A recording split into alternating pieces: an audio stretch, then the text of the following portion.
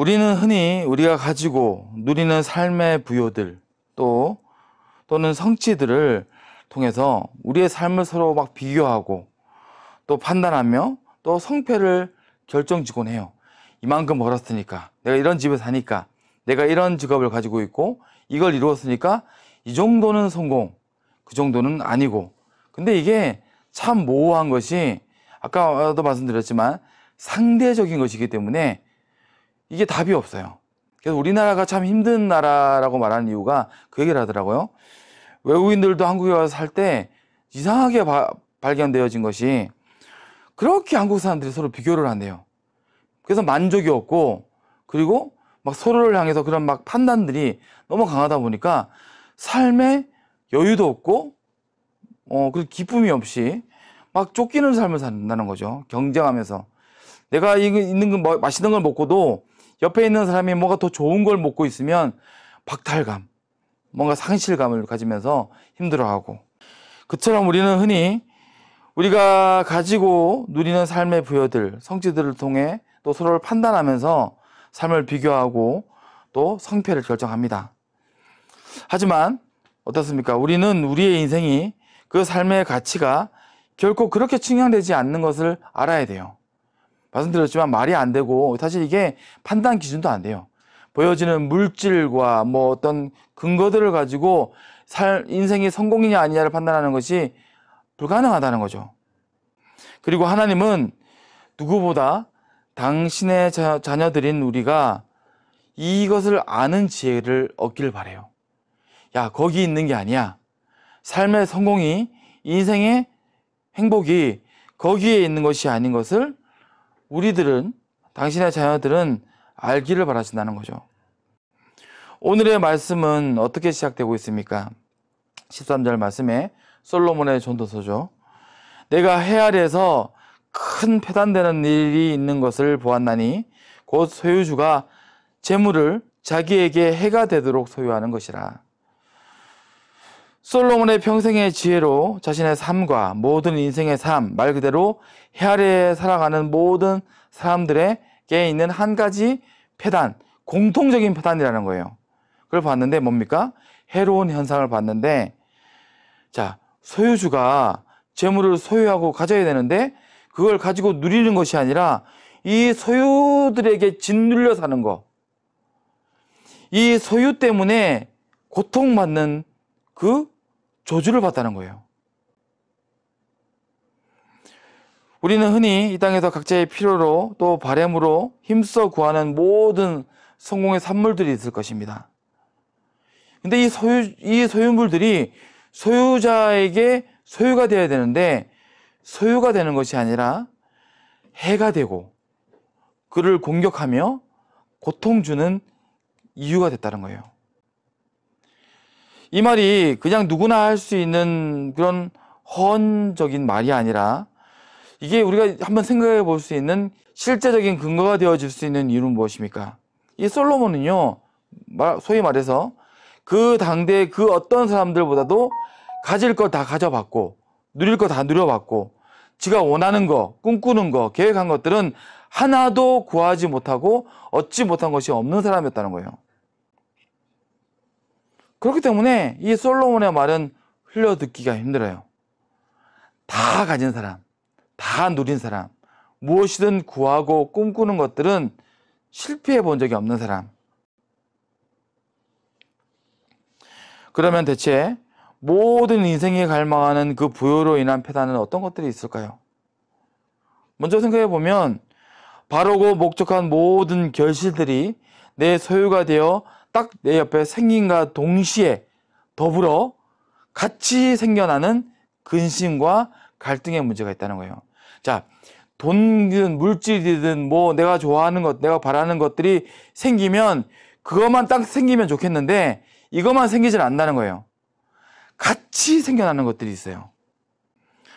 우리가 그토록 꿈꾸던 또 갈망하던 결실들이 현실로 다가왔을 때 동시에 우리 삶 가운데에는 그전에 몰랐던, 그전에 존재하지 않았던 다른 이면, 자, 동전을 보면 앞면만 있는 것이 아니죠.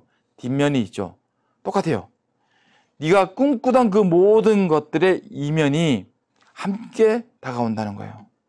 우리가 성공이라 부르는 그 현실의 부요나 풍요가 함께 가지고 있는 갈등과 반목 또는 더 큰 욕심과 두려움 등의 문제를 야기하게 되고, 더불어 전에는 없던 근심을 함께 소유하게 됩니다. 우리가 많이 보죠. 뉴스를 통해 보든 우리가 건너 사람들의 이야기로 전해 듣든 재벌 2세들의 자살이라든지 인생이 망가져가지고 피폐해지고 막 그런 병을 앓고 막 우울감에 빠지거나, 또 성공 신화의 주인공들이 너무 멋지게 잘 살 것 같은데 그 결국이 행복하지 않고, 야, 저렇게 살 바에는 저게 좋은 거 맞나 싶을 정도로 고통스러운 그 결론을 보거나, 그런 기사를 보면 우리는 얼마나 나약하고 얼마나 어리석기 때문에 그러냐. 난 안 그래. 나 그런 돈 있으면, 흔히 하는 말이 이런 말이 있더라고. 내가 너 같았으면 그렇게 안 해. 내가 그 돈 있었으면 행복하게 살 거야. 내가 그 집이 있었으면 얼마나 즐겁게 살까. 내가 그런 환경이었으면 얼마나 좋았을까. 너처럼 그렇게 저주스럽게 슬프게 인생 안 살 텐데. 쉽게 말하지만 그게 그러지 않아요. 실제 그들이 말하는 각자의 고백들, 자전적인 그 실제적인 사건의 이야기들을 보면 배부른 소리가 아닌 것을 우리도 조금만 그 안을 들여다보면 느껴지기 시작해요. 너무나 현실적이고 이해가 될 수밖에 없는 우리들 인생의 이야기여서 함부로 말할 수 없다는 거죠. 갑자기 생긴 부요가 저주가 되는 이유엔 여러 가지가 있겠지만, 내 자녀, 내 배우자, 내 형제로부터 또는 믿었던 내 친구들이나 이웃들에게 고통받는 고통이 많았고, 왜냐하면 내 자녀와 가족들이 흔히 말했던 그런 재벌가를 보십시오. 가장 큰 소송의 대상이 누굽니까? 형제들이에요. 그리고 부모와 자식 간에 서로 죽일 듯이 싸웁니다. 그게요, 어마어마한 부자들만 그렇게 해야 되는 게 아니에요. 조금만 부유한 자가 돼도요, 그 집 때문에, 땅 때문에, 맞죠? 원수가 돼요. 솔직히 이 자리에 있는 우리들도 우리가 건너 듣는 그런 우리 이웃들이든 친지들의 이야기 가운데 실제 사건으로 듣는 이야기입니다. 형제가 되지 못하고 원수가 되고, 부모와 자식이 원수가 되어지고, 그것뿐입니까? 더불어 그 부요로 인해 삶 속에 소소했던 또는 내가 누렸던 행복한 가치들이 다 사라져 버려요. 그 전에 좋았던 것들, 그 전에 내가 행복했던 것들이 더 이상 행복하지 않아요.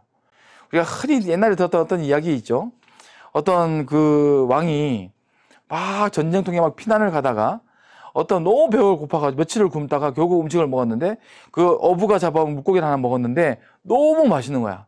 그래서 그 고기를, 이름이 뭐냐 했더니 이 고기의 이름이 묵입니다 하니까, 아니야, 무슨 이름이 묵이냐, 이렇게 맛있는 고기가, 은어라고 이름 바꿔라 하고 돌아가가지고 전쟁이 끝나고 왕궁으로 돌아왔는데 매일 그 은어가 생각이 나더래요. 너무 맛있었던 그 음식. 나 너무 입맛이 지금 안 도는데 그거 좀 잡아와라. 얻어와가지고 다시 먹어봤더니 맛이 없는 거야. 그 맛이 아니에요. 그래서 어떻게 됩니까? 도루묵이라고 해라. 그래서 도루묵이 된 거예요. 자, 이게요, 너무나 우리 삶에 가까운 곳에 있는 이게 이야기예요. 좋았던 것들이, 기뻤던 것들이, 행복했던 것들이 더 이상 행복하지 않고 좋지 않고, 내 삶 가운데 가치 있게 여겨지지 않는 불행.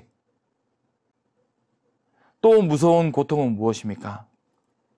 바라고 꿈꾸며 열심히 취한 성공의 공든탑이 이 언제 무너질지 모른다는 두려움의 근심. 이것도 생겨나는 두려움이에요. 더불어 실제로 힘써 구하여 얻었던 그 부여와 성공이 이뤄지기도 합니다. 많은 사람들이 사실은 가진 것들을 잃어버려요. 정말 많이 보죠. 우리 이웃들을 보십시오. 주변 누구를 보십시오. 한때 잘 나가보지 않은 사람 없습니다.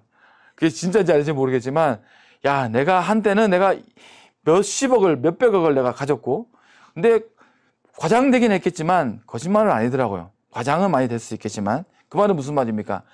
모두 다 상실의 기억이 있어요. 가졌다가 누렸다가 얻었다가 잃어버린 기억들. 이게요, 고통이 돼요. 차라리 몰랐으면, 내가 안 가졌으면 모르겠는데 잃어버리면요, 그렇게 힘든 게 없어요. 100평짜리 집을 살다가요 20평짜리 집으로 들어가는 거요, 너무 고통스럽습니다. 차라리 몰랐으면, 내가 100평짜리 집을 안 봤으면 모르겠는데 보고 나면 못 들어가요. 그게 막 우울증이 올 정도로 힘들어져요.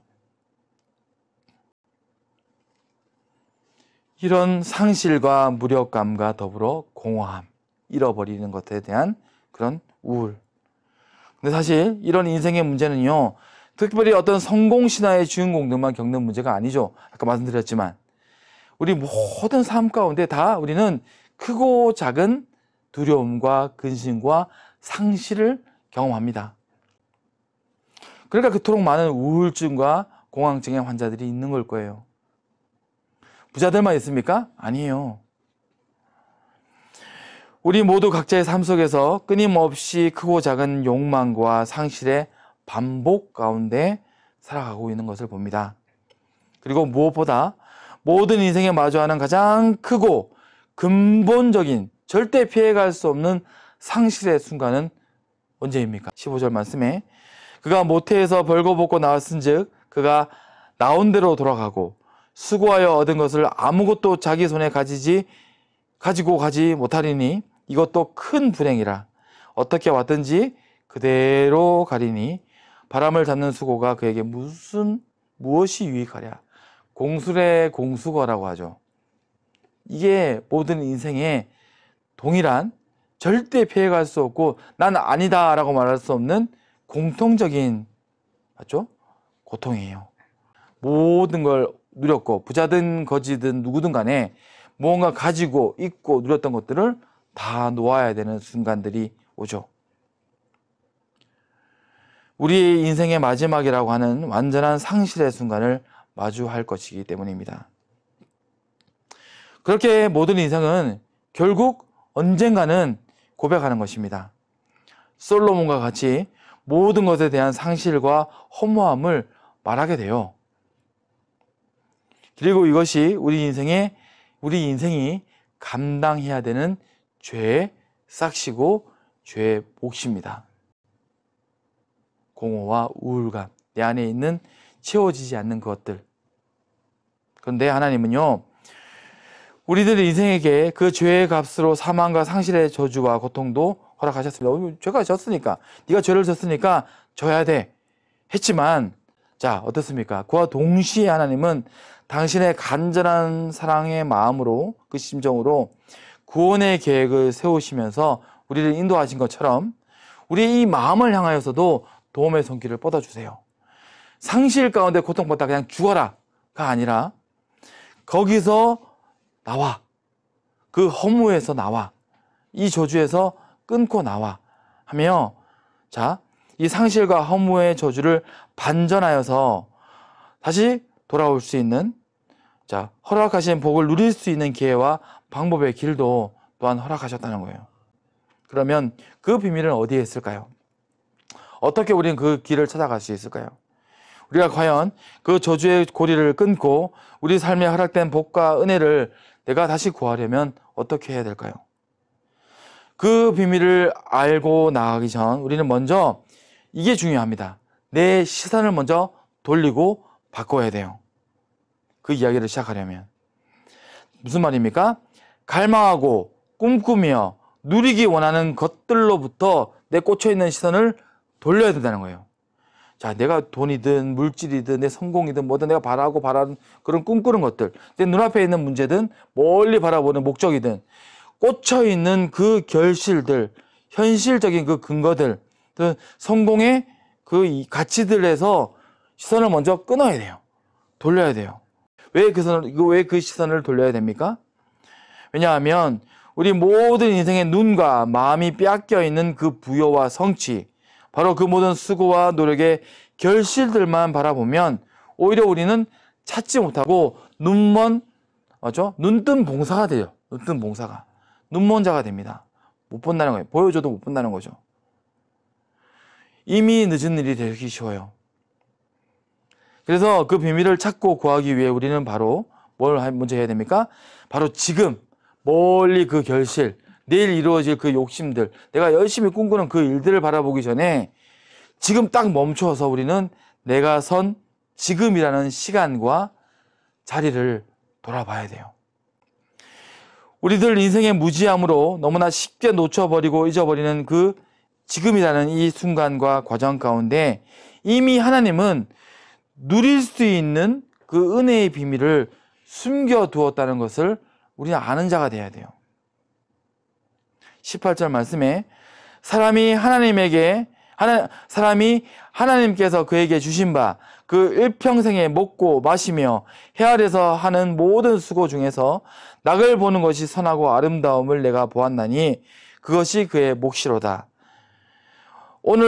내가 오늘 눈을 뜨고 내게 주어진 삶을 살며 주어진 일에 수고하고 사랑하는 이들과 함께하며 선한 섬김과 감사를 행하고 하루를 마치는 그 일련의 과정들, 흔한 일상이겠죠. 일상.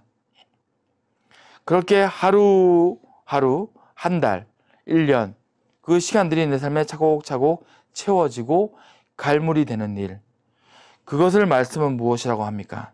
19절 말씀에 또한 어떤 사람에게든지 하나님이 재물과 부요를 그에게 주사 능히 누리게 하시며 제 몫을 받아 수고함으로 즐거워하게 하신 것은 하나님의 선물이라. 자, 무슨 말입니까? 일상이, 지금 너한테 있는 지금이, 오늘이 선물이야. 자, 이 선물 받아 누리지 못하면 넌 내일이 없어. 어떤 축복도 없는 거야. 그게 선물이니까. 자, 그게 무슨 말입니까? 우리는 내부 많은 사람들이요, 오늘이라는 선물을요, 포장을 뜯어보지도 않고 던지고 넘기고 다시 폐기하면서 살아가는지 몰라요. 하나님이 내게 허락하신 삶의 모든 것들을 바르게 누리는 삶을 살아간다는 것은 바로 오늘이라는 이 날의 선물을 감사히 받고 열어볼 수 있는 것. 바로 그것이 축복이고 하나님의 선물이라고 말씀을 말하고 있는 것입니다. 사람들은 복을 응답과 선물이라면 멋지게 펼쳐지고 만들어진 부요나 성취의 결과물로만 구하고 따지지만 오히려 그건 진짜 복이 아닐 경우가 많아요. 말씀드렸듯이 반드시 복이어야 할 그게 어떻게 됩니까? 오히려 고통이 되거나 상실의 이유가 되기 때문에 오늘이라는 날에 주어진 이 선물이 선물인지 모르고 살다가 그 결국에 꿈이 있을 줄 알았는데, 그 결국이 선물일 줄 알았는데 선물이 아닌 거야. 포장지를 확 열어보니까 아무것도 없어요. 얼마나 공허할까요? 얼마나 우울할까요? 거기 다 있을 줄 알았는데 아무것도 없으니까. 근데 언제 있는 겁니까? 돌아보니까 그 사람도 그 고백하는 거야. 그 옛날 너무 행복했다고. 그 꿈을 쫓아가서 막 살았던 하루하루가 제일 행복했던 것 같다고. 이미 지나갔어요. 근데 그 시간들은 맞죠? 지금이라는 시간, 지금 우리에게 있습니다. 그것은 오히려 우리 삶의 진짜 축복이 아닐 수도 있습니다. 꿈꾸는 목적의 그 목적지가. 진정한 축복은 우리에게 주어진 시간 가운데 하나님이 허락하신 것들을 발견하고 인정하며 감사할 수 있는 것이 바로 축복이고, 맞아, 우리가 누릴 수 있는 은혜인 것입니다. 그것이 바로 누림의 일이라는 거예요. 누릴 수 있는 축복. 바로 지금이라는 시간 가운데 내게 허락된 모든 것들을 주 안에서 누릴 수 있는 축복의 주인공이 되는 것. 우리에게 주어진 일상 가운데 진정한 누림의 비밀이 무엇인가? 그렇게 오늘의 말씀을 통해서도 또 우리가 돌아볼 수 있는 축복의 주인공이 바로 욥입니다. 또 욥이 등장을 하는데, 욥의 삶은 온통 고통으로 채워졌음을 우리는 보죠. 그 이유가 무엇이었죠? 욥이 고통받은 이유가 뭐죠? 자, 근본적으로 따져가면 욥이 고통받은 건 다른 게 아닙니다. 그가 가진 게 있으니까. 상실의 고통이었는데요. 욥의 고통은 상실의 고통이었는데 왜 상실의 고통이 있게 됩니까? 욥이 부자였어요. 자식들이 너무 멋있었고요. 아름다운 아내가 있었고, 거대한 집에서 엄청나게 거대한 또 기업들을 누리면서 부유하게 살았어요. 그걸 하나하나 뺏기고 망하니까 고통이 되었죠. 딱 오늘 말씀드렸던 그 말씀의 내용이 나오는 거죠. 욥이 부자였기 때문에 그는 고통스러웠던 거예요. 가진 부여와 모든 성취를 빼앗기는 것이 사단의 공격이었어요. 욥의 부여와 성취를 가지고 도리어 공격을 한 것입니다. 욥의 말씀 속에 등장하는 그 모든 시험과 공격들은요, 보면 우리 삶에 있는 이야기들이에요. 사실은 욥의 이야기가 아니라 내 삶의 이야기예요. 갑자기 내 사업장에 불이 나고 자식들이 죽고 믿었던 배우자가 떠나며 친구들이 원수가 되고 내 몸도 병들어 죽어가는 일들까지 다 보면요, 한 가지 일지 두 가지 일지 모르겠죠. 다 뭔가 겹치는 게 있을 수도 있겠지만 모든 인생들에게 있는 이야기입니다. 사실은 욥만 받는 고통이 아니라 모두에게 있는 고통의 이야기들. 근데 욥에게는 완전히 뭐 종합 선물처럼 다 왔던 거죠. 이게 고통이. 욥은 그 모든 실패와 상실 가운데 있었지만, 자, 이게 뭡니까? 욥에게는 그 모든 인생의 그런 실패와 저주 가운데 끊어졌던 그 일로 가는 것이 아니라 다른 것 한 가지가 남아요. 욥은요, 그 모든 실패와 상실에도 진짜 실패와 상실은 그것들이 아닌 것을 알았어요. 그걸 아는 자였어요. 내 기업, 집, 내 자식, 정말 귀합니까? 자식, 내 아내, 내 가족 다 잃어버리는데도 이게 성공의 비밀이 아닌 것을 그는 알고 있었어요. 물론 힘든 고통입니다. 이걸 잃어버린다는 건. 근데 뭘 찾습니까? 욥은요, 아버지 하나님, 내 자식 좀 돌려주세요. 내 아내 좀 돌아오게 해주세요. 내 사업장 다시 회복시키고 내 건강 좀 회복시켜주세요를 기도하지 않아요. 뭘 기도합니까? 이게 비밀이고 이게 지혜예요. 욥은요, 하나님만 찾아요. 하나님, 대답해 주세요. 하나님 살아계신 하나님 맞잖아요. 내가 아시는 하나님은 그 하나님 맞잖아요. 내가 다 잃어버렸지만 하나님은 잃지 않을 건데 하나님께 꼭 듣고 싶어요. 하나님은 나를 향해 어떤 마음을 가지고 계시고 나에게 어떻게 일하실 것이며 그 하나님은 내 곁에 계신 게 맞는지 아닌지, 하나님 살아계신 건 알겠지만 내 옆에 있는지, 나를 어떻게 바라보고 계신지 알고 싶어요. 이 말이 우리 믿는 성도들은 너무나 와닿는 이야기인 것이 저도 그랬던 기억이 나요. 너무 아무것도 할 수 없는 팔 다리가 묶여있는 고통 가운데 있는데 하나님이 계신 건 알겠어요. 내가 그걸 부인할 수 없는데 그 하나님을 좀 보고 싶은 마음, 듣고 싶은 마음, 왜 이런 고통에 하나님을 조주하는 마음이 아닙니다. 절대로 하나님을 찾는 마음. 욥이 그랬어요. 다른 걸 찾는 게 아니라, 다른 걸 회복하기를 바라는 것이 아니라, 물론 그게 다 가치 없다는 게 아닙니다. 근데 진짜 절실한 순간에는 하나님이 붙들어지는 거, 하나님만 보이는 거. 20절 말씀에 말합니다. 그는 자기의 생명의 날을 깊이 생각하지 아니하리니 이는 하나님이 그의 마음에 기뻐하는 것으로 응답하심이라. 우리의 마음에 기뻐하는 것으로 응답하세요. 하나님은요. 무슨 말입니까? 네가 사모하는 걸 내가 응답해 줄게. 네가 구하는 걸 내가 응답해 줄 거야. 보십시오. 백날 썩어질 물질과 내 욕심의 터만을 구하고 있으면요, 답이 없어요. 절대 역전되지 않습니다. 우리의 삶은. 근데 만약 보십시오. 우리가 욥처럼 하나님을 붙들고 앙모하고 기뻐하며 사모하고 구한다면 하나님으로 응답을 주겠죠. 욥은 그렇게 응답을 받아요. 하나님을 응답받습니다. 내 생명의 날들에 내 생각, 근심에 매어 쫓기는 자가 되지 말고 하나님께, 하나님을 응답받는 자가 되라는 거예요. 하나님께 하나님을 응답받는 자가 되라. 그렇게 떠올려 볼 수 있는 말씀은 어떤 말씀이 있을까요? 저는 신명기 6장 24절 말씀을 한번 읽어볼 텐데요. 여호와께서 우리에게 이 모든 규례를 지키라 명령하셨으니 이는 우리가 우리 하나님 여호와를 경외하여 항상 복을 누리게 하기 위하심이며 또 여호와께서 우리를 오늘과 같이 살게 하려 하심이라. 그리고 그 모든 복을 누리는 자들의 고백이 바로 디모데전서 4장 4절의 말씀이겠죠. 하나님께서 지으신 모든 것이 선함에 감사함으로 받으면 버릴 것이 없나니 하나님의 말씀과 기도로 거룩하여짐이라. 네가 지금 오늘 주어진 그 모든 축복들을 마음껏 누리려면 말씀과 기도는 뭐죠? 하나님의 말씀을 듣고 주께 구하는 거예요. 그 음성을 구하는 거. 그게 있어야지만 가능해요. 주의 의, 하나님의 마음, 하나님의 교훈이 있어야지만 우리는 발견할 수 있어요. 말씀과 기도는 다른 말로 말하면 하나님이에요. 하나님. 하나님이 있어야지만 오늘이라는 날에 주어진 축복을 축복으로 취하고 누릴 수 있어. 누리고자 하는 복 자체가 아닙니다. 절대로. 그것들을 누리게 하실 수 있는 유일하신 하나님. 이걸 구하라는 거예요. 이 보십시오. 솔로몬이 그 모든 축복을 받는 첫 시간 기억하시죠? 그 지혜를 얻은 첫 시간. 네가 지혜를 구했냐? 네가 구하지 않은 모든 물질도 줄게. 모든 것의 축복을 받는 그 첫날을 기억해 보세요.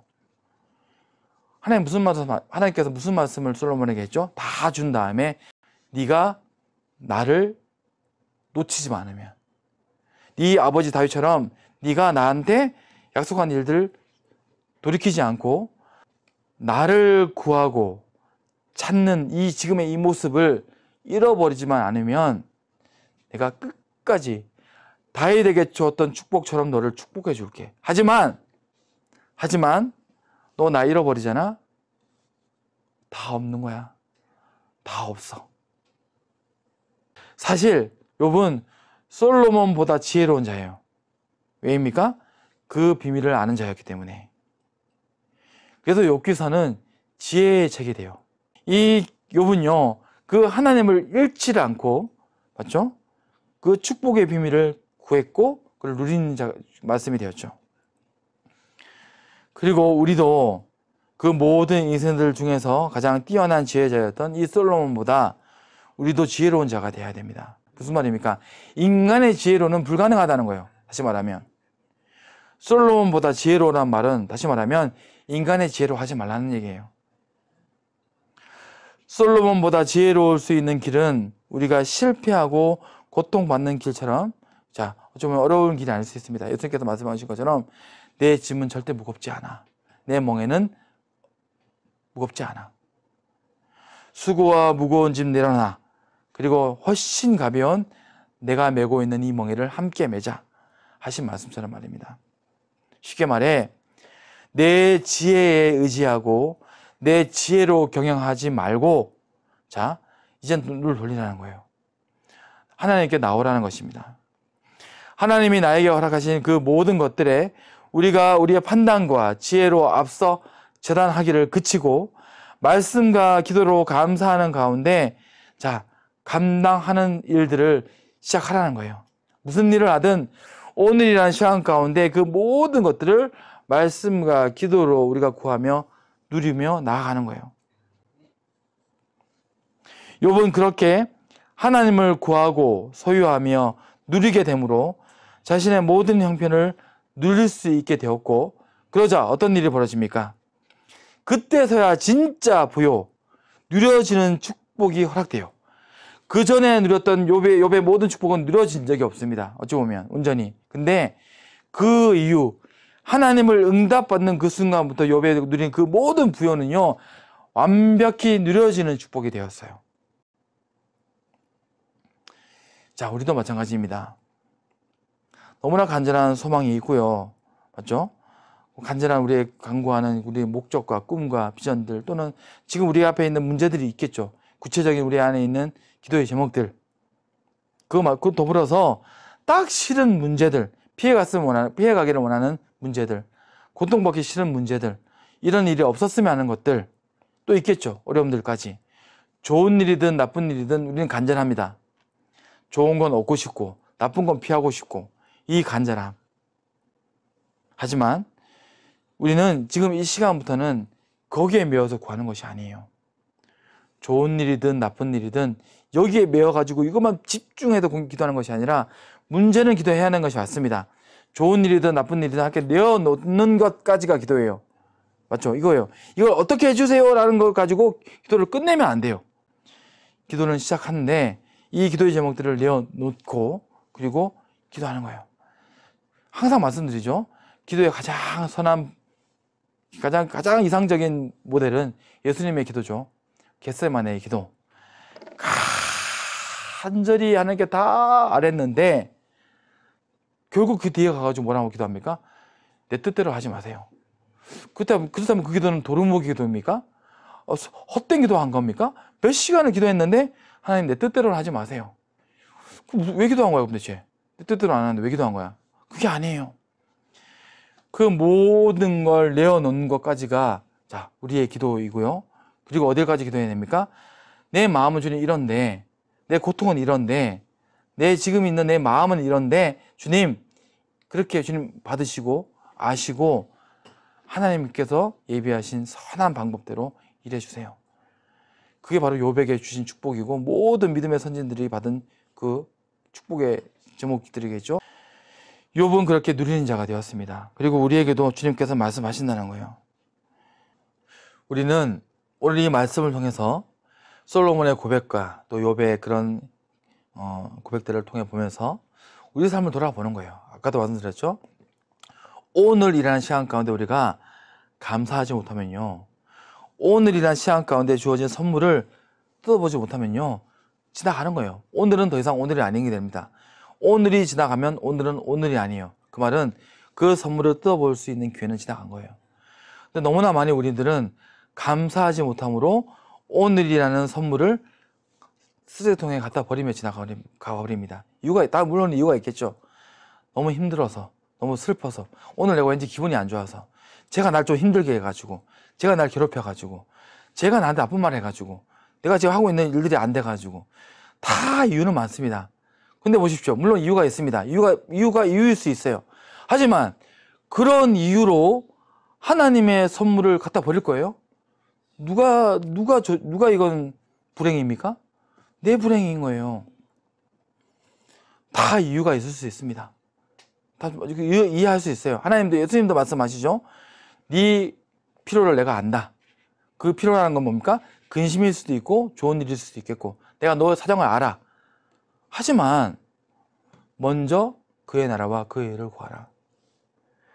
그래야지 모든 걸 얻을 수 있어. 해결될 수 있어. 오늘이라는 날 가운데 주어진 선물, 하나님의 은혜를, 선물을 열어서 감사해봐. 그러면 내가 더해서 줄게. 보십시오. 우리가 이 비밀을 아는 자가 되길 바랍니다. 솔로몬도 사실은 그 지혜를 가지고 뭐라 합니까? 평생 다 잃어버린 거야. 오늘이라는 선물을 하루, 일주일, 한 달, 1년, 몇십 년 동안 다 잃어버린 거예요. 그걸 한탄해요. 맞죠? 허무하다. 헛되다. 그 말은 무슨 말입니까? 자기가 지나온 모든 삶은 주신 선물을 폐기 처분했던 시간들이었다는 거예요. 그게 너무 아쉽고 허무하다는 거예요. 그런 삶이 되면 안 돼요. 오늘이라는 선물을 감사합시다. 우리가 할 수 있는 어디까지 우리가 그 은혜를 다 할 수 있는지 알 수 없겠지만 구해야 돼요. 그것도 하나님 오늘이라는 시간을 감사하며 살 수 있도록 내 마음을 도와주시고 지금 내 마음 안에 있는 어리석은 생각들, 어두운 내 눈 안에 있는 판단들이 이걸 보지 못하게 하기도 하지만 주님 이 눈을 열어주시고 내 마음을 열어주셔서 오늘 나에게 허락하신 이 선물을 감사함으로 말씀과 기도로 거룩하게 하신 그 은혜를 누리게 해달라고 기도합시다. 자, 오늘 이 일, 좋은 일, 나쁜 일이든 무슨 일이든 간에 이게 하나님의 선물이야. 이걸 우리가 깨닫고 또 고백함으로 자, 이 선물을 마음껏 누리는 또 하루하루가 되기를, 또 오늘이 되기를, 또 한 주가 되기를 바라면서 말씀을 마치도록 하겠습니다.